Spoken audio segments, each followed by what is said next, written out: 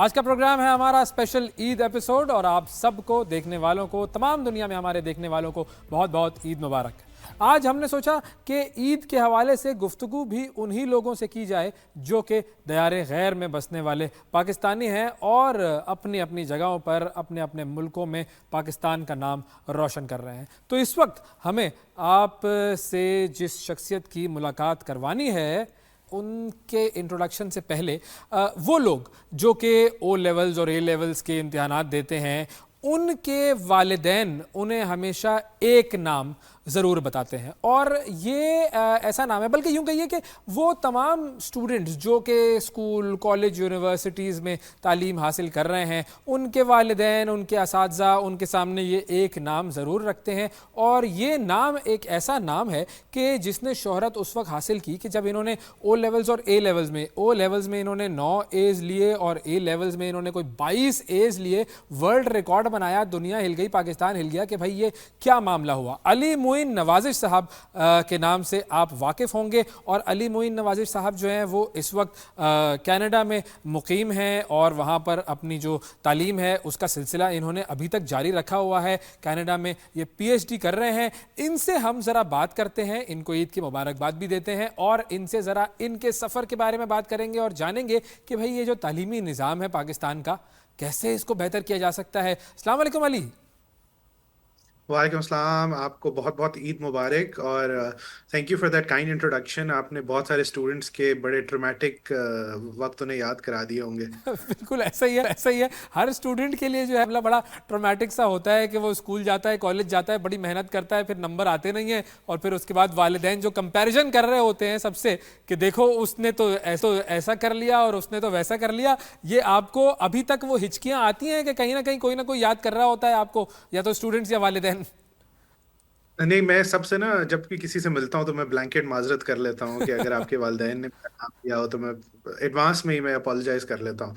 और मैं भी ना उसी जगह था, मैं भी ऐसा स्टूडेंट, मेरे वालिदैन भी, क्योंकि मैं बचपन में कभी इतना अच्छा स्टूडेंट नहीं था, तो मुझे भी वही कंपैरिजंस मिलते थे, तो मैं उस दर्द को ज्यादा अच्छी तरह महसूस कर सकता हूँ। तो आपका कंपैरिजन किससे किया जाता था? मेरा कंपैरिजन मेरे मेरे कजिन थे उनसे किया जाता था, और मजे की बात यह है कि वो हमेशा फर्स्ट आते थे और मैं क्लास में 10th 15th 16th इस तरह चलता था। तो खैर ओ लेवल्स आए, तो थोड़ी सी पढ़ाई शुरू की, थोड़ी सी मेहनत की, तो अच्छा रिजल्ट आ गया।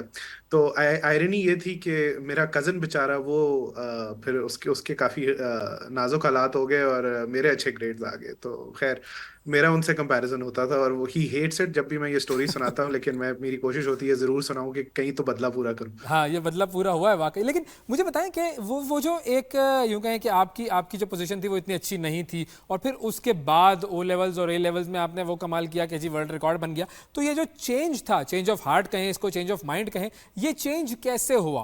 क्या कोई मोटिवेशन थी इसके पीछे, कोई इंस्पिरेशन थी या कुछ क्या था? अच्छा, आई आई थिंक देखिए, मोटिवेशन मेरा एक्सपीरियंस ये रहा है हर काम में कि जो चीज़ आपको समझ आना शुरू हो जाए, या जो काम आप सक्सेसफुली जिसमें आप सक्सेसफुल होना शुरू हो जाए, तो आपकी मोटिवेशन ऑटोमेटिकली बन जाती है। हम्म। उस चीज़ की आपको मोटिवेशन नहीं होती जिस अगर पढ़ाई के लिए अगर आपको बिल्कुल समझ नहीं आ रही, आपके नंबर बुरे आ रहे हैं, तो आपकी मोटिवेशन खत्म हो जाती है। मुझे अच्छे कुछ टीचर्स मिले जिन्होंने बड़ा असिस्ट किया, और उस वक्त मुझे याद है कि यूट्यूब नई नई आई थी, तो उस पर बहुत सारी वीडियोस और चीज़ें मिल जाती थी देखने के लिए, जिससे काफ़ी सारे कॉन्सेप्ट्स क्लियर हो जाते थे। तो वो बस इसी तरह सिलसिला शुरू हुआ कि कोई ओवरनाइट चेंज नहीं थी, कि आहिस्ता आहिस्ता चीज़ें समझ आना शुरू हो गई, मोटिवेशन बढ़ गई, और फिर पढ़ाई शुरू कर दी, उसके रिजल्ट आना शुरू हो गए। तो कोई रॉकेट साइंस नहीं है। मैं स्टूडेंट्स को ये कहता हूँ कि देखें, कोई रॉकेट साइंस नहीं है। रिसोर्सेज अब बहुत ज़्यादा हो गए हैं, कि आज से 20-30 साल पहले अगर किसी को कोई चीज़ समझ नहीं आती थी, उसको या लाइब्रेरी जाना पड़ता था या अपने उस्ताद से अगले दिन मिलने का इंतजार करना पड़ता था। बट अब दुनिया बदल गई है, अब तो यूट्यूब या गूगल भी नहीं करना पड़ता, अब एआई आ गया। आप कुछ भी पूछें, आपको आप सवाल की पिक्चर उसको भेज दें कि मुझे समझ नहीं आ रहा, वो उसका आपको जवाब और आपको इतना बेहतरीन तरीके से 10 दफा समझा देगा। तो अब तो बहुत सारे रिसोर्सेज हैं। आई थिंक जस्ट क्या कहते हैं, पहला कदम आपने उठा लिया तो आगे मोटिवेशन भी साथ आ जाती है, चीज़ें भी अब इतनी ईजी हो गई हैं। अच्छा, लेकिन ये कभी कभी ऐसा लगता है मुझे पर्सनली कि जो abundance of data, information and ease जो कि स्टूडेंट्स को मिल गई है, ये कभी कभी इन इटसेल्फ ये एक प्रॉब्लम होती है, क्योंकि आपके पास हर चीज़ अवेलेबल होती है तो आप शायद उसके उसको जो है वो लाइटली लेना शुरू कर देते हैं। हाँ, ये देखें, अब एक एक पेडोलॉजिकल और एक फिलोसफिकल पॉइंट ऑफ व्यू से भी, अब ये एक सफर है इंसानियत का ना, कि हर चीज हर जनरेशन के लिए जो है वो इजी हो जाती है। कहते हैं कि एक जनरेशन के जो चैलेंजेस होते हैं वो दूसरी जनरेशन के टेकन फॉर ग्रांटेड चीजें होती हैं। हाँ। तो कैलकुलेटर की आप मिसाल ले लें कि जब कैलकुलेटर नहीं था तो हर कैलकुलेशन कितना टाइम लगता था करने में, अब कैलकुलेटर 1 सेकंड में कर देता है। फिर कंप्यूटर आ गए, तो फिर वो हम शोल्डर ऑफ जाइंट्स पे स्टैंड करते हैं ना, तो मैं तो उसको नेगेटिव नहीं लेता। हाँ, अलबत्ता मैं ये जरूर कहता हूँ कि अब आप वो काम अगर आपके लिए इतना आसान हो गया तो उसको आप आगे कितना लेके जा सकते हैं अगली जनरेशन के लिए। तो आई बिल्कुल। थिंक ये हमारी अगली जनरेशन का चैलेंज होगा। अच्छा, आपने एक और बात की थी कि वो कोई कुछ असातिज़ा आपको ऐसे मिल गए कि जिन्होंने अच्छे तरीके से पढ़ाना इस तरह शुरू किया कि चीज़ें समझ में आना शुरू हो गई। ये बड़ा इंपॉर्टेंट पॉइंट है मेरे ख्याल में कि वो उस्ताद ऐसा हो कि जो कि आपके दिल में उस सब्जेक्ट के लिए मोहब्बत पैदा कर दे, तो काम आधा हो जाता है आपका। तो वो जो उस्ताद है वो आपको मिले। अब हमारे जो निज़ाम तालीम है, पाकिस्तान का निज़ाम तालीम अगर हम बात करें, वो जो जो गवर्नमेंट स्कूल्स हैं, उसमें भी ज़ाहिर है कुछ अच्छे तो असातिज़ा होते हैं, लेकिन ओवरऑल वो जो स्टैंडर्ड ऑफ टीचर है वो कहाँ है?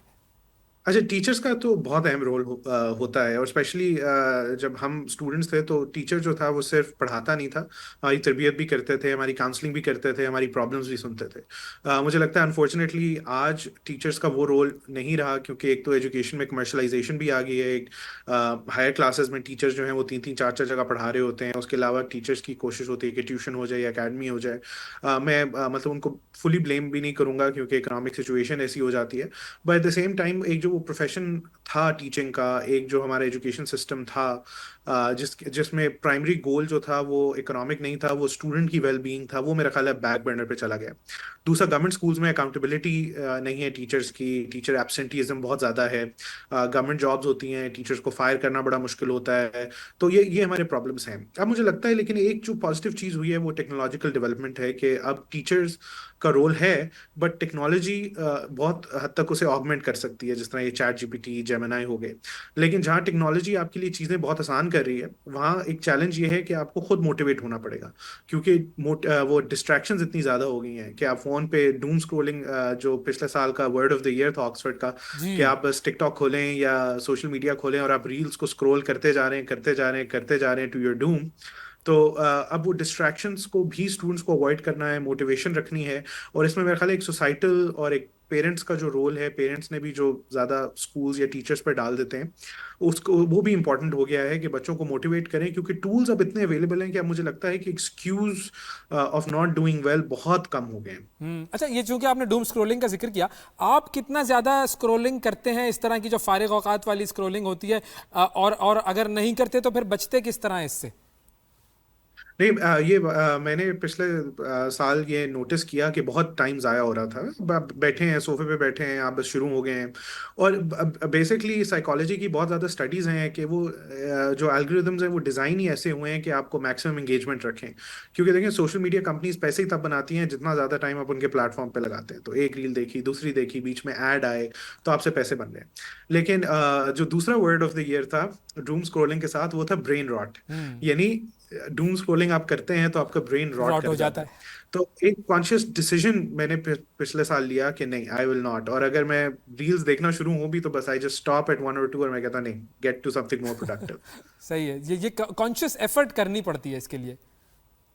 बिल्कुल, क्योंकि देखिए ना, इतनी इजी डिस्ट्रैक्शन है, TV, Netflix, YouTube, reels, Instagram, आप किधर किधर से आपके पास कंटेंट आ रहा होता है। अब उसको फिल्टर करना बहुत ज़रूरी हो गया है, कि आपने अपने दिमाग में फिल्टर लगाना है कि मेरा टाइम वैल्यूएबल है। देखें, हम सबसे एक जो अनफॉर्चुनेट बात और हमारी सोसाइटी में ज़्यादा है, कि हम अपने आप को सबसे कम वैल्यू देते हैं और चीज़ों को सबसे ज़्यादा ज्यादा वैल्यू वैल्यू देते हैं। देते हैं। एक एक एक इंश्योरेंस कंपनी के सीईओ से मेरी गपशप लगी थी, उन्होंने बड़े मजे की बात की। उन्होंने कहा, देखें, आप मोबाइल फोन लेते हैं ना, तो आप उस पे फौरन स्क्रीन प्रोटेक्टर भी लगाएंगे, आप उसके ऊपर वो केस भी लगाएंगे कि गिरे तो टूटे ना, उसको कुछ हो ना। लेकिन मोटरसाइकिल पे बैठेंगे तो हेलमेट नहीं लगाएंगे, रोड क्रॉस करेंगे तो जीब्रा क्रॉसिंग नहीं देखेंगे। पता नहीं क्यों हम, शायद ये कलोनियलिज्म की वजह से भी है कि हम अपनी जिंदगी को बड़ा डी वैल्यू करते हैं और चीज़ों को बड़ा वैल्यू करते हैं। तो हमें अपनी वैल्यू को एहसास, हमें अपने टाइम की वैल्यू का एहसास करना चाहिए कि भाई हम ये जो टाइम ज़ाया कर रहे हैं, ये हम अपना टाइम ज़ाया कर रहे हैं। इंटरटेनमेंट होनी चाहिए, बट पॉजिटिव इंटरटेनमेंट जो आपको ग्रो करे। आप कोई अच्छी किताब पढ़ लें, आप कोई अच्छी आप न्यूज़ पढ़ लें, आप बहुत सारे प्रोडक्टिव काम कर सकते हैं। अच्छा, मेरी बेगम तो मुझे बहुत डांटती है जब वो मेरे हाथ में इस तरह मोबाइल देखती है, और देखती है ना वो अंगूठा हिल रहा होता है वो स्क्रॉलिंग करते हुए एक खास तरीके से, तो वो बड़ी डांट पड़ती है ज़बरदस्त। आपके साथ भी ऐसा ही होता है, होता था? और बिल्कुल ऐसे ही होता है। और मेरा ख्याल है ये काफी सारे मर्द हजरात इस पे एग्री करेंगे कि अब तो मोबाइल फोन वॉशरूम में लेके जाने पर पाबंदी लग चुकी है। और मेरा ख्याल है that's been for the best.